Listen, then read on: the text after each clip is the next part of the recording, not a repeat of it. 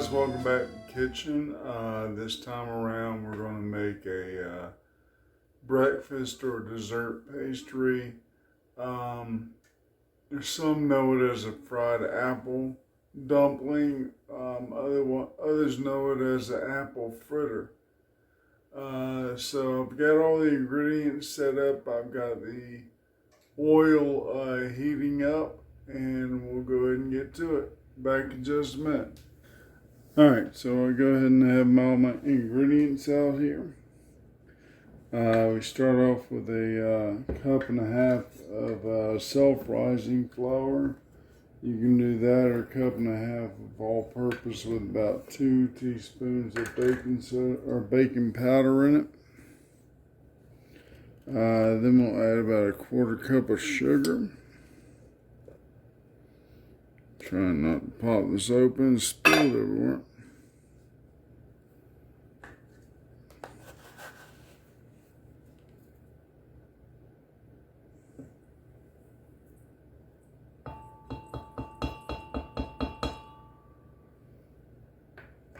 There we go, a 1/4 cup of sugar and a 1/2 teaspoon of salt.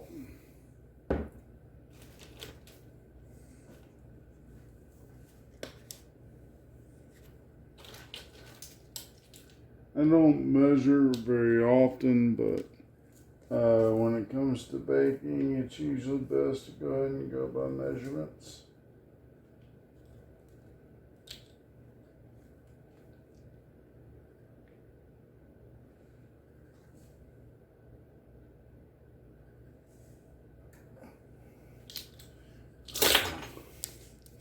Yeah, I can't pour that very well, sorry. That's about a 1/2 teaspoon. Alright, so your dry ingredients, go ahead and give them a good mix.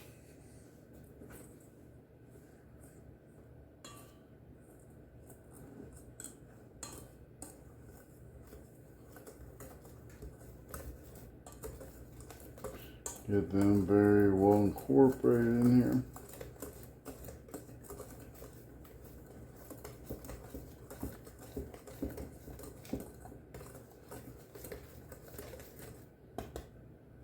Okay. Go ahead and drop in a 1/3 cup of milk. You want to go ahead and do 3 tablespoons of applesauce. Sweetened or unsweetened, doesn't matter.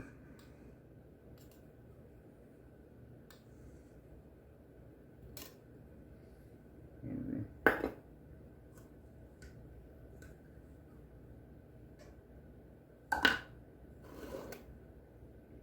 And 2 eggs.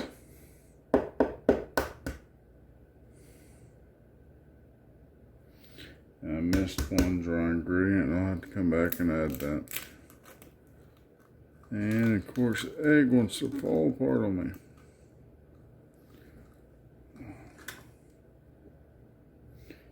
Try not to let the shell fall in.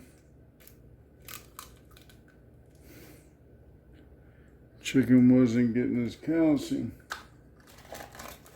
Real thin eggshells. Let me go rinse my hand off.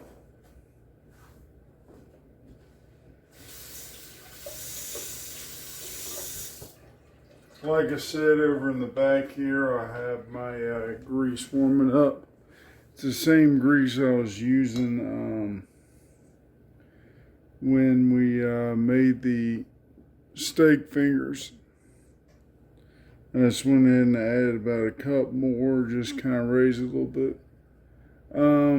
Some recipes call for cinnamon. I don't have cinnamon, so I usually use pumpkin spice. You can go a little generous on this. I do about a teaspoon. Actually, about a 1/2 teaspoon there. And go ahead and give that a good mix.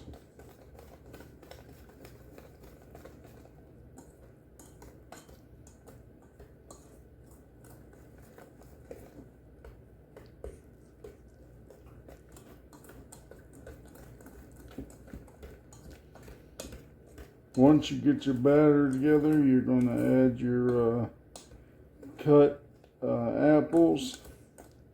What I do is about 4 small Granny Smith or 3 regular sized Granny Smith apples. And I'll cut them up real small, as you can see over there. And in the back behind me, you see a 1/4 cup of milk. I'm going to end up making the glaze out of that, so we'll be back for that in a moment. But let me go ahead and finish up the batter here.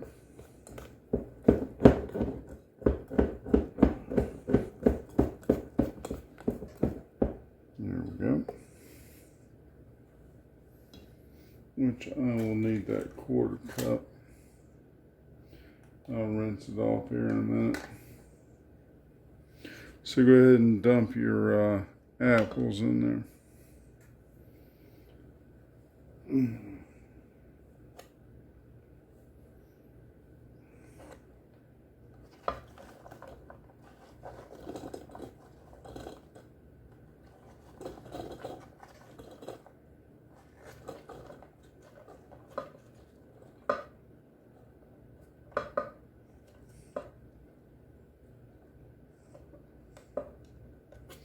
And you know me, I'm a completionist. A little bit of OCD there. Kind of want to make sure I get all the apple in there. There may be a couple pieces left over. So go ahead and give that a good mix.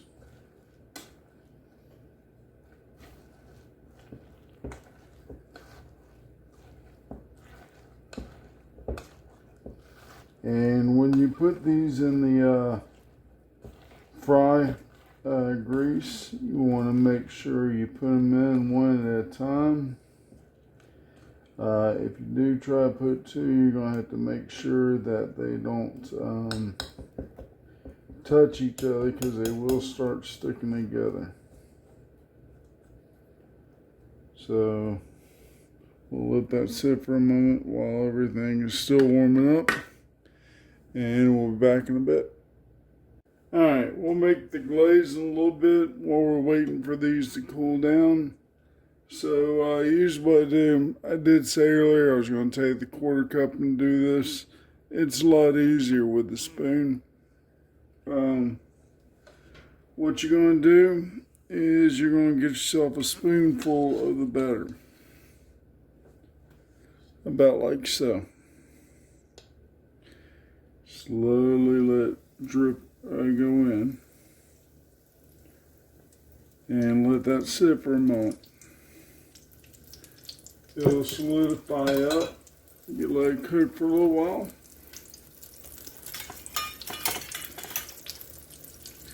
And I'll go and have this here so I can flip it. The larger the fritter that you put in there, the longer it's going to take. This is probably going to take 3 minutes one side and about 3 minutes the other. What I usually do is actually kind of splash it a little bit, just to get that side starting to cook. As you can see, it's getting a little darker.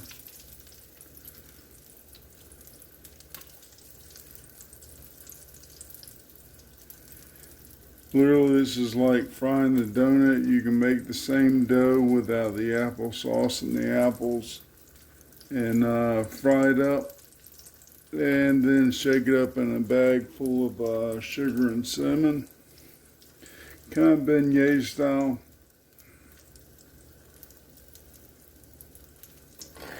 Go and give that a good flip. And we'll let that sit for a little while. And we'll be back in a bit. Alright, so while it's cooking, have yourself a toothpick ready. Give it a poke. If you still have batter coming out with it, it's still not done. You want to let it sit in there for a little while. So, and give it another flip.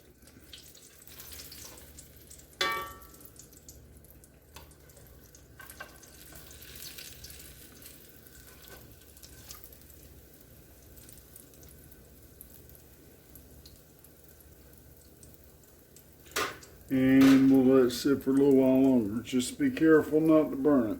If it does get too far away from you, lower the temperature. Again, I let it warm up on 6 out of 10, and I dropped it down to 2 while it's cooking here. So this will take just a few moments. Be right back. Alright, so I poked it a moment ago. Didn't pull any batter, so we're good to go with pulling it out. I'll probably say the next few that I do, I'm just going to go ahead and make them about half the size. Make sure you put your fritter on the wire rack to cool and to drain, as you can see. So we'll go ahead and start making a few more until we run out of batter, and we'll be back in just a bit. So I'm on my last batch.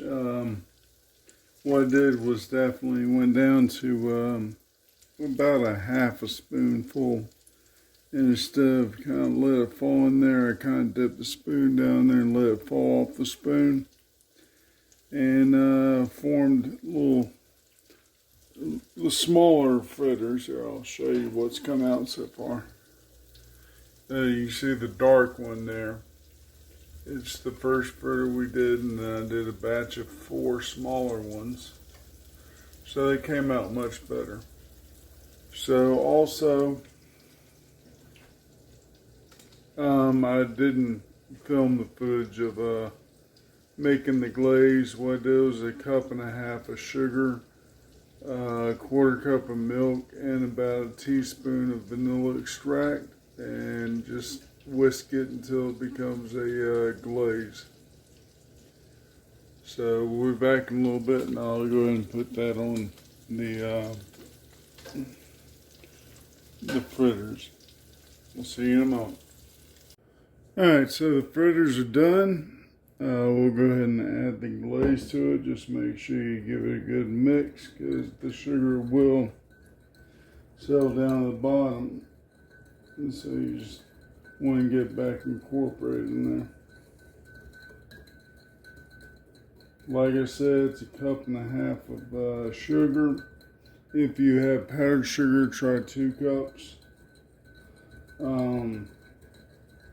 1/4 cup of milk, and about a teaspoon of vanilla extract. And get nice and done there. Put those. There we go.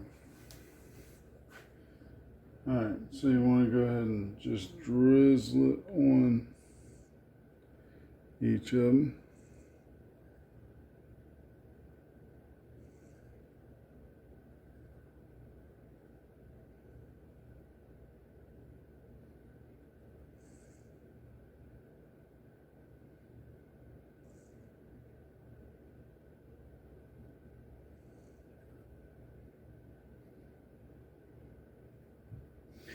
And the little bitty scraggler, and I'll go ahead and add more to this one since it's larger. So let that sit for a few moments, and it'll be done here in a moment. Let me get some pictures taken, and we'll go ahead and get this video put together. So if you like what you saw, please leave your thumbs up.